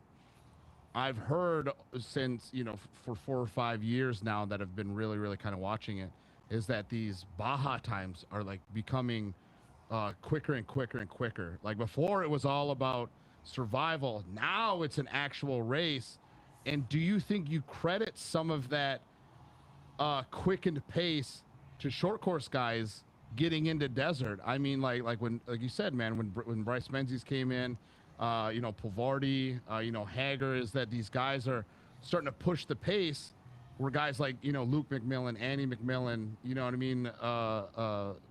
Who else is it? Like Tavo, guys have kind of had that desert pace, and then now you got some of these short course guys coming in pushing the pace, and now they have to match that just to even win. I mean, again, right? Baja's all about surviving. Now these guys are having to sprint essentially for 13, 14, 15, 16 hours.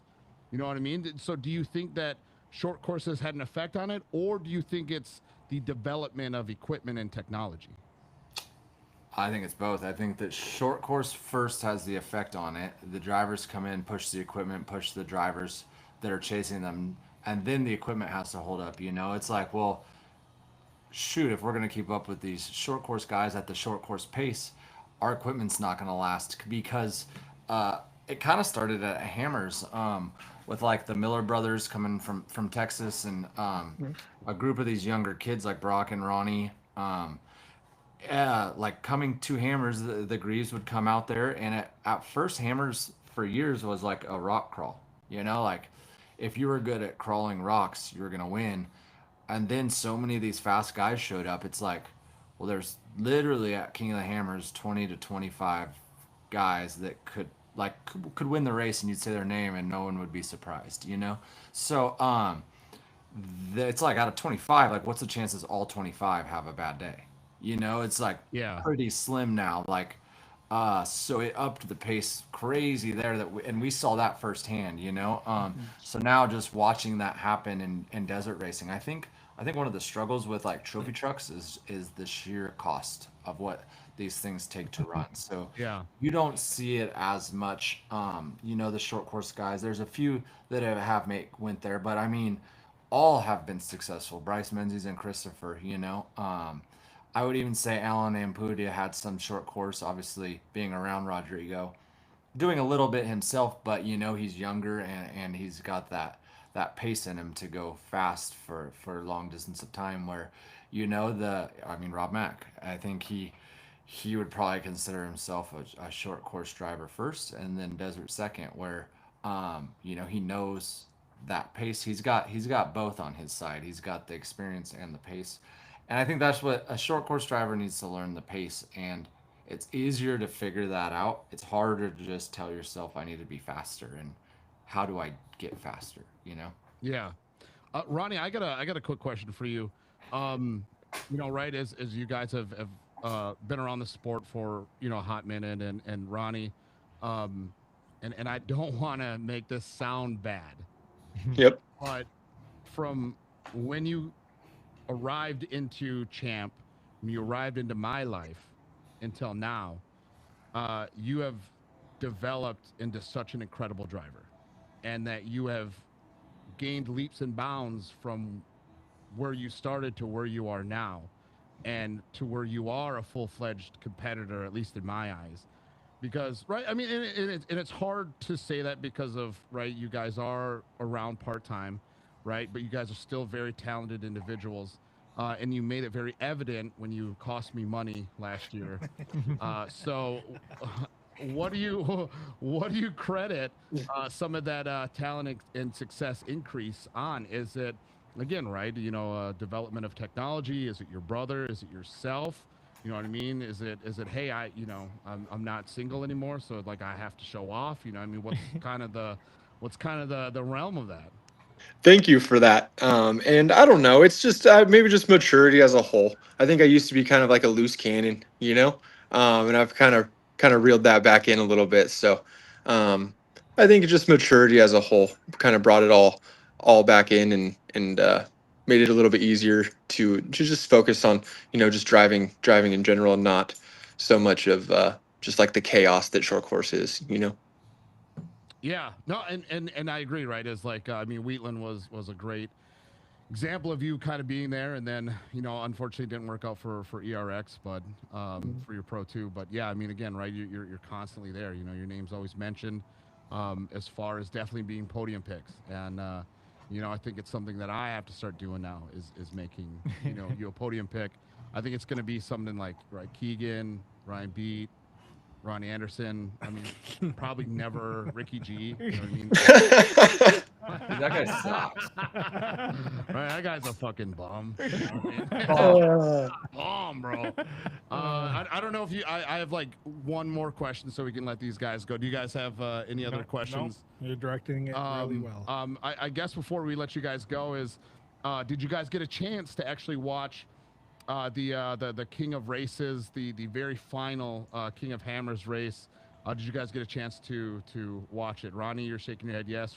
RJ, were you busy? Yeah, I was busy trying to unsubmerge myself from 10 Days of King of the Hammers, but I did tune in at the end.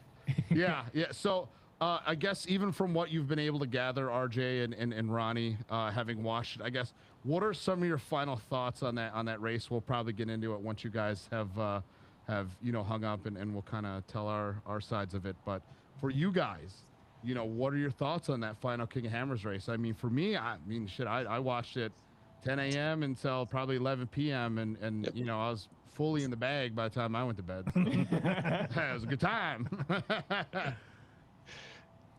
Yeah, I think it was gnarly. This was definitely the gnarliest year that I have seen. And I think Dave did that on purpose. I mean, you saw a real rock crawler won, right? That's what it was through and through. It was a rock crawler. So it wasn't like a hybrid like you see of Lauren Healy's or Casey Curry's of like a half desert, half rock crawler type deal. It was a full built rock crawler just for the rocks. So it was cool. I think personally as a spectator, I think it would be cool to have it be a little bit less gnarly, I guess you could say, like the I forget what they called it, ball peen or something, where it bunched everybody up and then only 3 people got through or so before it was dark out. Because once it got dark, kind of the coverage and everything was tough to see who it was and what was going on. Like make hard trails, but nothing where everyone's not making it through now. So that was kind of my thing. I thought it was cool and I thought it was gnarly, and that's what they want that race to be, right? But I think finishing in the daytime is cool because you get to watch the whole race, obviously, because they can't light up those whole canyons and whatnot. And but I do respect the gnarliness, of what those guys did for driving those things for 14 hours or whatever it was through the rocks is pretty gnarly. Yeah, it was. I think the winner was like 13 hours or something. Like lap 3 was 8 hours. That's insane. Like it was insane. So like maybe in that instance, do you then sacrifice and just like make lap 1 shorter, lap 2 shorter, and then just like let lap 3 be kind of gnarly? So then everybody's like, oh hey, we get everybody through, but then we get them to lap 3 and you let it be fucking 9 hours. I don't know. Yeah, it's tough because I think you need that desert lap to like kind of spread everyone out before you get to the rocks. Because if you went to the rocks right away, it would be pure chaos in there, no matter what class it was. So you kind of need that first, 60 miles to kind of gap everyone out and get separated and get everyone into kind of their correct groups, before you get into the rocks. So it's tough to say what the right thing would be. And it was cool. Don't get me wrong. I just think it was be better to watch if it was all during the day. Yeah, I think that's fair to say. What about you, RJ? I mean, anything you're able to kind of gather from that last race, and then I'll just kind of give my little 2 cents, and then you guys can comment on that, and then boogie out. But Yeah, I think it like fully encompassed what King of the Hammers is. You know, like Ronnie saying a real rock crawler one, like Randy Slauson, like is a guy that goes and runs in the rocks for fun. He has a straight axle car. And if you've ever driven a forklift, like that's honestly the steering on those cars are similar hydraulic rams to what a forklift steers. So like in those Yeah. sections in the desert where I said I was going 135, he was probably like holding on, sawing on the wheel at 55, 60.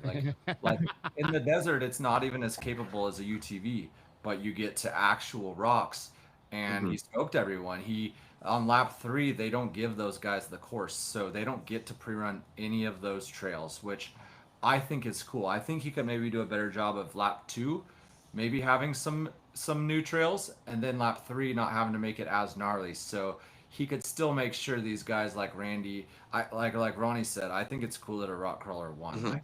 I think it's out of the spirit of how it first started that Randy Slauson, arguably the best rock crawler out there, shows up, has a good day, and finishes 15th, you know, because there was so much desert racing. There was not very many hard rock trails. Like when he gets to the rocks, you can only do so much. If you get there 25th, like Ronnie said earlier, you have to wait behind everyone that's stuck, even if you're capable to drive through it. So that allowed him to get into the race this year, is, you know, like just being able to get through the rocks. I think he changed 3 steering rams himself. So like just that story is so gnarly. It's like what's gonna happen, you know? Like like even last year when Kyle Chaney won, like the ups and downs and like watching like what's happening throughout the race. I think that the race arguably doesn't get exciting till that 3rd lap, you know, and people are strung out at that point. I don't know how you do a better job, you know, at that story part of it, but I think it was cool. I think it encompasses like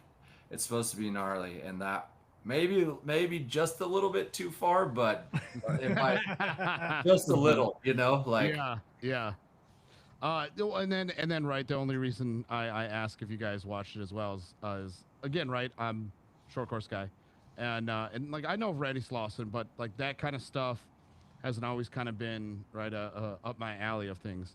I was watching Paul Wolf, and I don't know if you got a chance to kind of like I guess follow that story essentially. But I mean, Paul Wolf jumped out to a quick lead, like 2.5 minutes by mile 6. It was crazy. It was crazy. And then I think a belt went wrong or something like that, so he had to jump out, and then he had to battle his way back. Pulled in lap 1, got it taken care of.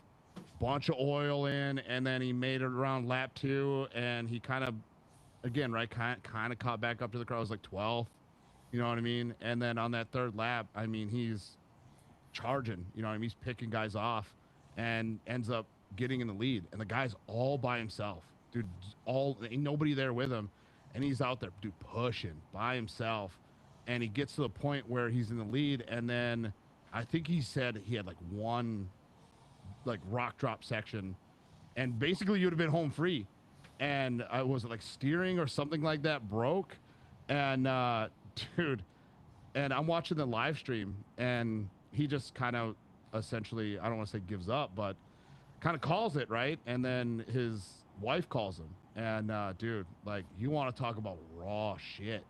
It was like the phone call where he's like, hey, like this broke, and she's like, I'm so proud of you, like you've done a great job. And I'm like fucking, I'm like, ugh. You know what I mean? Kind of just, I'm like, why is his live stream all foggy? You know what I mean? Like, it's raining over there. And dude, he's like propped up, and then somebody like sends him a message with like, try this, and he just looks at his phone and he goes, oh, that looks sick. So then he, dude, pop, pop, pop, pop, right, gets it together, dude, starts going again. Somehow gets it going again, and I'm like, this guy does not give up, because at that point I think Slauson had just gone by. Was it Lorne, right? Healy had just gone by, or somebody else had just gone by. He gets down the side, and he's getting to remote pit 2. And he pulls in, and they're like, hey, here's the deal. And the guys are like, we can fix this. Like, if you want to finish, we can fix it. He's like, hell yeah. I'll do it. And then Dave Cole gets wind of it, and he's like, "Oh, hey, you went backwards on the track for like 500 feet, so you're DQ'd." And I'm like, "Motherfucker, man!" I'm like, "You had such an opportunity. Like you could just assess him like a day penalty. You know what I mean? Like give him a 24-hour. Yeah. You know what I mean? Like who cares? Like as long as this guy like technically finishes, like you got yourself a great story here. Like it doesn't even have to be like the crazy. Just be like, hey, like you can finish, but you're gonna finish last. You know what I mean? Which would have been like third. I mean, fuck it. Yeah.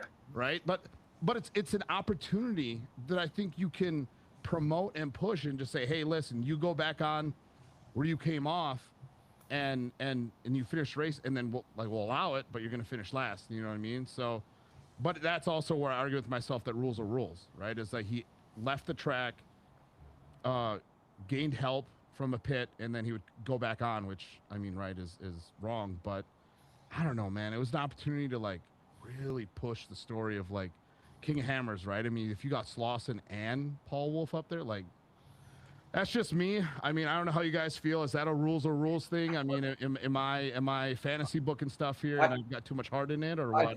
I think the story that they didn't tell on TV, just because they were all blowing bubbles, is like the course. Like, he was coming down a trail. Yeah. And he actually skipped a whole part of 3 more trails before coming back into the pit. So he had no steering. So he chose to drop out of the canyon and didn't go backwards on course. But like, imagine a big C over here. That canyon he was coming down, he broke. He went up over the hill and dropped into remote pit. So he cut 3 trails.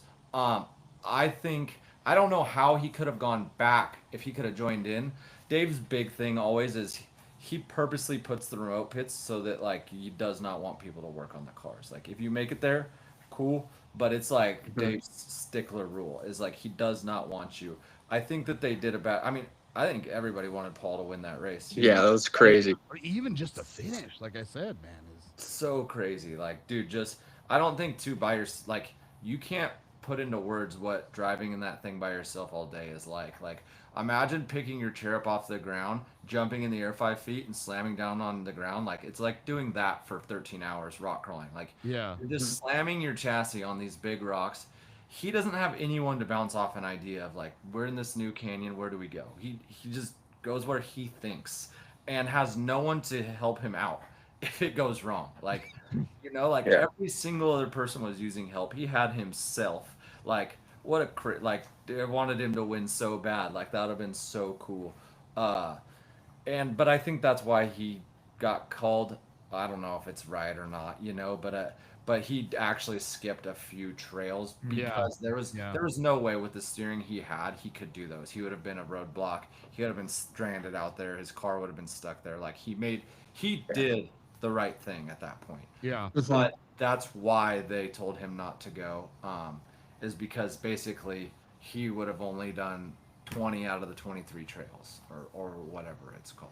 Yeah, yeah. I mean, at that point, do you do an assessment, or is that such a course cut that you're like, we can't let you technically finish? See, that's tough because he clearly didn't do it on purpose, right? It's not like he's like, screw these 3 trails, but it creates like next year if someone does that on purpose, saying, oh, there's a log jam, I'm gonna cut these 3 trails, and they're like, well, you gave Paul Wolf 10 minutes of trail last year, so you can only give me 30 minutes, and they're like, well, you won the race by 45 because you cut those trails. So it's kind of a case by case scenario, which makes it hard, right? Because it makes it not black and white. But there has been instances where like people cut trails and don't get penalties, you know, like he had a valid reason, like, hey, I can't go in there and just clog this trail, you know? I think he should have been allowed to go, and you know, he would have ended up 3rd. So I think, my opinion, you know, he was like a warrior for that. Yeah. Yeah, he's gnarly. Yeah, yeah. Like I said, like literally getting out, winching himself, and then strapping back in somehow, like with a lap belt, basically. and then, dude, like I said, running it, man, 13, 14 hours, dude. Like he was up before the sun and out there after the sun. So I mean, incredible story. I mean, it's one of those, like you said, though. I agree, RJ. Like somebody might just like cut it. You know, I think there is a way to devise that, right? Because I mean, when you're out in the desert, you know, I mean, what's to stop anybody from cutting straight across? You know what I mean? Or is that a DQ? Is that, you know, a time penalty, whatever it may be? But I don't know. I felt like there was a way around it. I felt like you could have capitalized on that.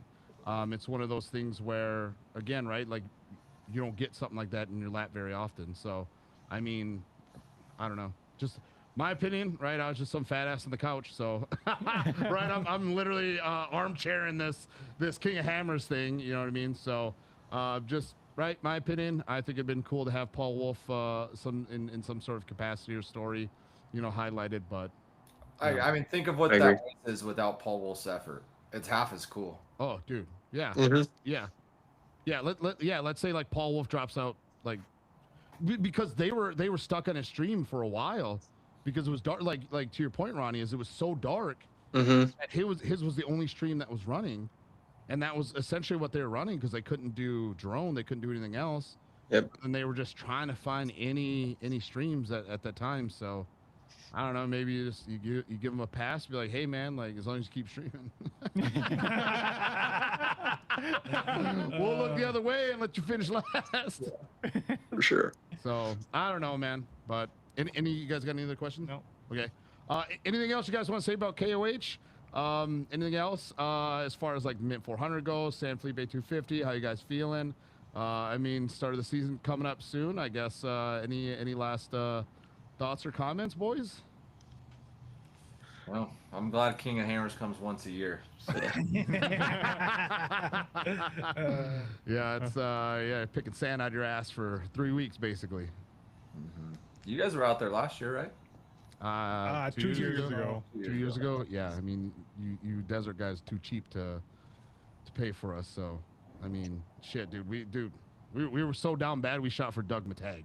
You know what I mean? I mean, That's why he didn't come back. fuck Doug, bro. God, we'd have to call him. God, he's a podcast favorite, man. People love it for some reason. That's I awesome. sit and fucking endure it all the time. But all right, hey, thanks, boys. Thank Yep, you so thank much you. for tuning Yep, in, thank you, man. thank We you. appreciate you guys so much for downloading the app, and then again, we will see you guys hopefully at Wheatland, right? Are you guys running Wheatland? No Wheatland for us this year, unfortunately. So, What? yeah. When, Your when- X. Your X will be our first appearance. Okay. Well, then we will see you guys in July. Yeah, And we are Ronnie- so- Ronnie actually sold his short course car to Augie Renazetter. So Carl's son back in the short course game. So we need a couple extra months to get a new car going. You that Doug guy. yeah, Didn't do anything quick. Didn't do anything quick in Yeah. old age, so.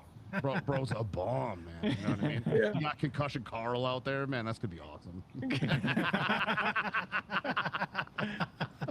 All right, boys. Thank you so much, man. Appreciate it. Love you guys, and can't wait to see you again.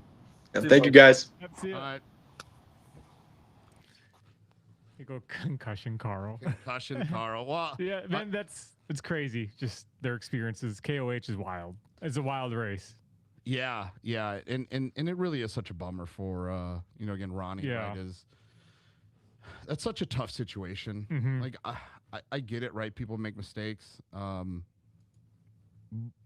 But again, that's just one of those where I feel like, okay, well, you can't flat out disqualify a guy Yeah. because if that's the case, like I said, then don't block off that section of the track Mhm. because then you're giving everyone else an advantage that Ronnie didn't have. Yeah, like how many more people would have did that? Yeah, 100%. exactly. And they would yeah. have to disqualify Yeah, probably every 30 more people. Probably everyone's got to honestly. run Yeah. the same track. You But- can't but- alter the track. But I do get why they did block it off, But for sure. but for Ronnie being the first one to do it, and like he said, thank God he was up there and not in a pack. Mhm. But like he said, knock off to where maybe he finishes second. Yeah.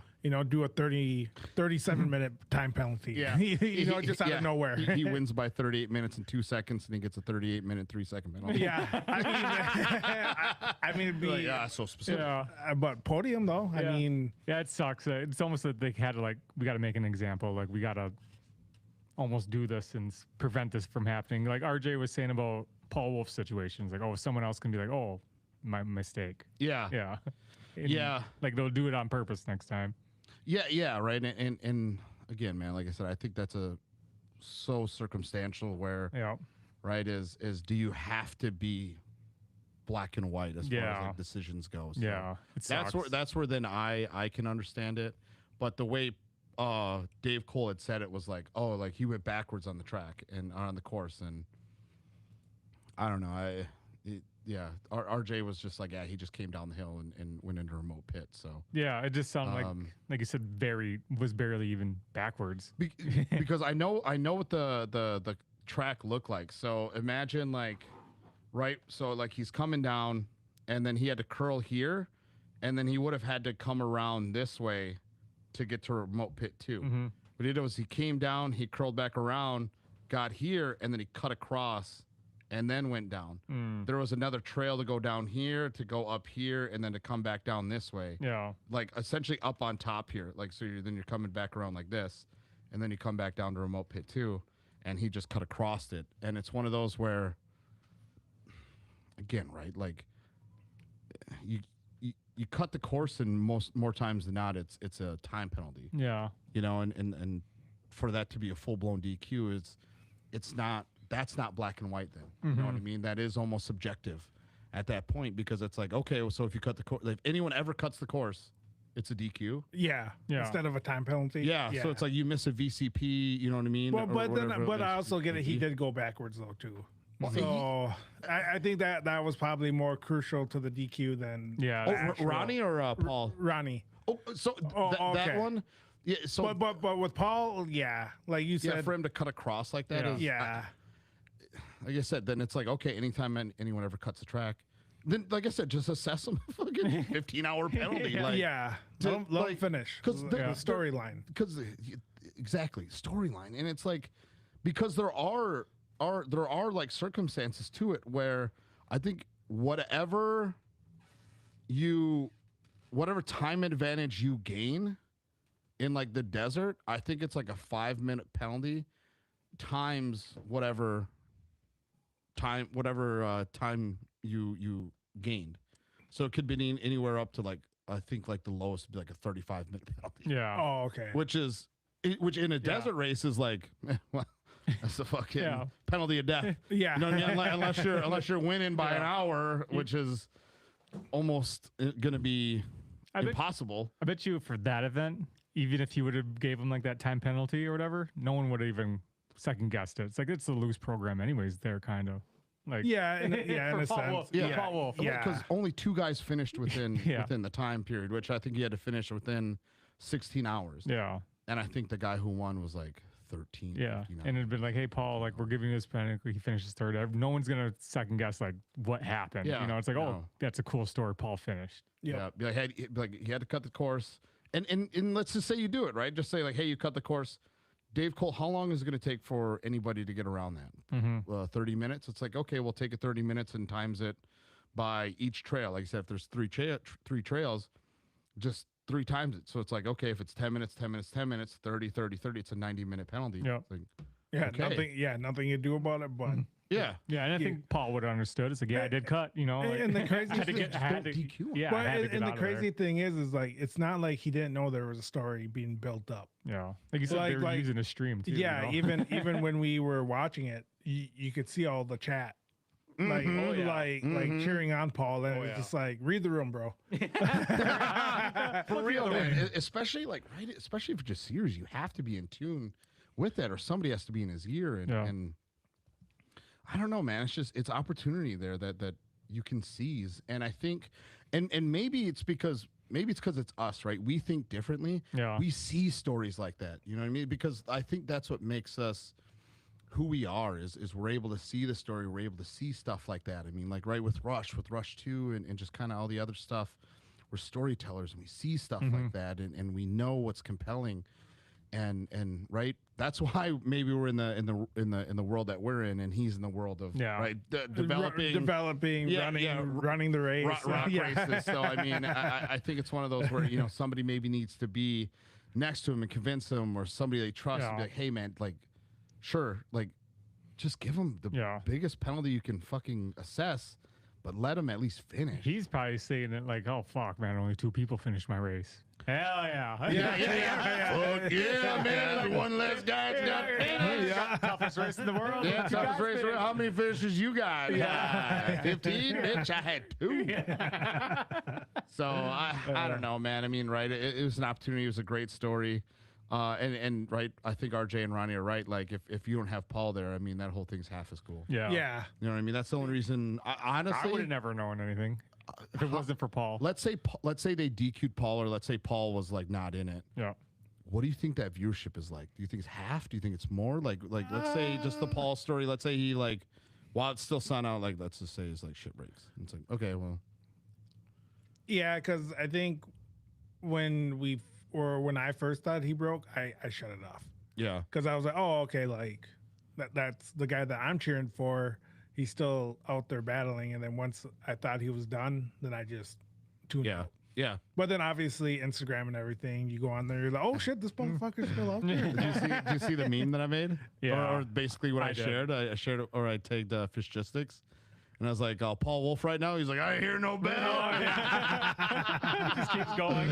Yeah, he's back going again, dude. Yeah. I made a whole, dude. I made another video, and I was ready to drop it, but he ended up getting DQ'd. So I was gonna say, was it like good video or were you bashing somebody, no, it was when was him? cheering him on? Yeah. It was the It's like the first week, right? Second? I don't even remember. Yeah, it was I'm not leaving. I'm not fucking leaving. like Paul Wolf in Pit 2. Yeah.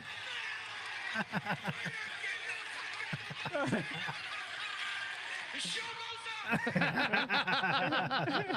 on. So that's what I was gonna put up, like because they're like, yeah, like we'll fix it. Like if you're ready to finish, like we'll get you there. Yeah. And if he's like, all right, if you guys fix it, I'll run it. And they're like, yeah. I was like, dude, I'm like I said, half the bag. I'm like, oh, let's fucking go. Holy shit. Let's run it, man. Paul Wolf, dude, he's gonna keep it. I immediately, dude, ripped it on my phone off YouTube, and then I threw it into Premiere. I was just dude, quickest edit I probably ever pumped out. Ready to And go. I'm so ready to post it. And then that's when the stream was like, oh yeah, like Paul Wolf is getting ready to go back out. And then that's when Dave's like, oh yeah, no, and he DQ'd him. And then they're like, yeah, if you're out there, Paul, if you can hear us, unfortunately you got DQ'd, this and that, blah blah. And then Tiffany Stone was back there, and she had to let him know and kind of give him the lowdown, and just killed the vibe. Yeah. Bro. Like, god damn it, man. But yeah, I had it ready to go. I was like, I'm not fucking leaving. Oh man. So no, King of Hammers, dude, was a great event. Again, regardless, it's such a story. I mean, it's such a wonderful story as far as like lead changes go, and you know who's winning, who's not. So Yeah. yeah, I've definitely learned to appreciate hammers a little more, and I think, and I say this for anyone out there, like because me, right, I was the biggest. I still am kind of a you know, a deserts, you know, critic. Yeah. You know what I mean? But I have a deeper appreciation for desert, for KOH, having gone, been lucky enough to have gone, Yep. and have seen these events, and I think once you go and once you understand, you can appreciate them a little bit more, and I think that's what's, again, great. Yep. Right. I mean, great thing about racing is at the end of the day, it's still who's trying to be first across that line. Yeah. So Yeah, and it helps that for me, it helps that we know the short course guys out there. Yeah. It gets me more invested into it just because we know them personally. It's like the Andersons, like, all right, now I'm tuned in Yeah. for like the qualifying even for the trucks just because RJ's in it. yeah. Yeah, I mean, I think the short course guys, again, man, do absolute wonders, and I think it's cool that, you know, Ronnie and RJ, and maybe just because they're short course guys too, is the agreement, right, of short course guys coming to desert, you know, up in the game. Yeah. You know, and it's difficult for desert guys to try to do what they do. Mm-hmm.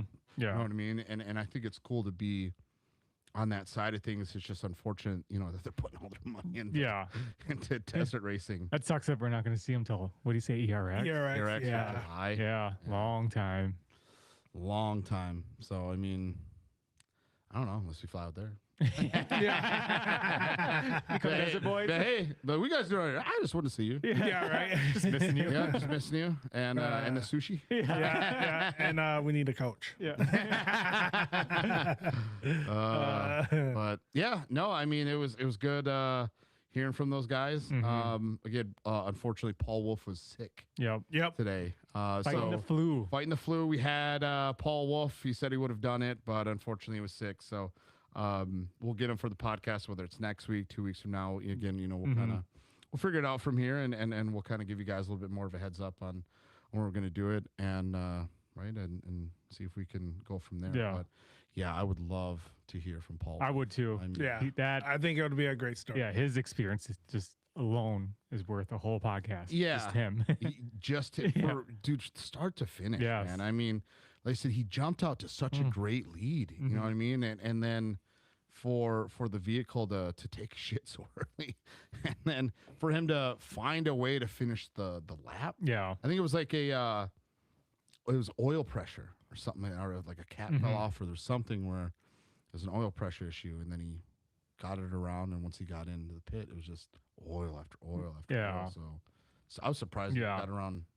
Just the, Second lap. Yeah. the thing that he's experienced out there, like I said, it's got to be just crazy stories out there. Just what he went through. Yeah. The Just, stuff we I didn't mean, just see- that one race, he probably has a story for a lifetime. Yeah, right. You know what I mean? Like our one trip out there, is lasting us 2 years of our experience. You know what I mean? Yeah, and just the mental resilience. Yeah, that's what I'm saying. Like, the mental and physical and emotional resiliency that Paul had to have for that. I mean, right? The question too is like, was anybody letting him know like he was in the lead? Did anybody know? Like, when did he figure out? Did he know he was in the lead? Did he know he was fighting for the lead? Like, you know what I mean? It's just fascinating questions as far as like him, because I mean, let's be real. We saw Paul Wolf, outside the vehicle in short course, and just kind of a guy you'd see at Fleet Farm. Yeah. Yeah. Right. You know what I mean? A guy you see at like Lowe's or Home Depot, you know what I mean? It's just kind of, hey, how can I help you? Like, oh, hey, how's it going, bud? And yeah, for him to have just that mental fortitude to push on and to like, I don't know, tap into something else is incredible. It's such a great story of, never give up and it's Yep. great. Mhm. It's great. So, anything else you guys want to touch on? I mean, we're 2 we are hours. at 2 hours. Yeah. Holy Yep. shit. Yeah. I forgot how fast these go. yeah, that was fast. No, I mean I got nothing. I mean, besides thanks for listening. Yeah. And we'll try to keep up with the podcast, and I mean thank you to the Anderson Bros for coming on a short notice, if you will. Mm-hmm. And hopefully we'll have Paul Wolf in the upcoming weeks, and maybe we'll start touching on some desert stuff. Yeah. Maybe it's our time to start venturing. Yeah. Yeah. Getting ourselves, what is it? Acclimated or so with the desert world. Yeah, we'll diversify ourselves Yes. and maybe I'll have to stop Yeah. talking all that shit. No more than just Ampudia out there. Dude, Rodrigo Ampudia. Yeah. Best Baja 1000 video from last year. Oh yeah. Yep. It was Yeah. 31 minutes, but man, Good. what a good video. What a good, like he had a good run, good story. Like he was pushing for the lead. He won the score points championship.